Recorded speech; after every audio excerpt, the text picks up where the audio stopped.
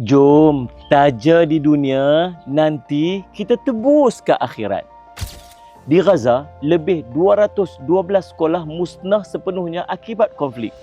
Lebih 282 lagi mengalami kerosakan yang teruk. Impian anak-anak untuk belajar kini hanya tinggal runtuhan dan debu. Setiap kanak-kanak ini berhak untuk mendapat pendidikan.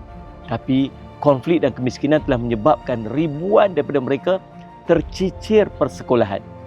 Tapi anda masih boleh menjadi cahaya harapan buat mereka.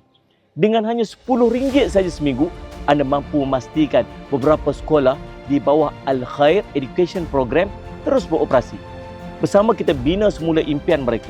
Rasulullah SAW pernah menyebutkan, apabila mati saja anak Adam, terputus segala amalan kecuali 3 perkara. Sedekah jariah, ilmu yang bermanfaat dan anak soleh mendoakan. Sumbangan anda RM10 setiap hari Jumaat adalah sedekah jariah yang akan melahirkan generasi baru berilmu dan berakhlak mulia. Daftar sekarang kerana masa depan mereka bergantung kepada anda. Taja di dunia, tebus di akhirat. InsyaAllah.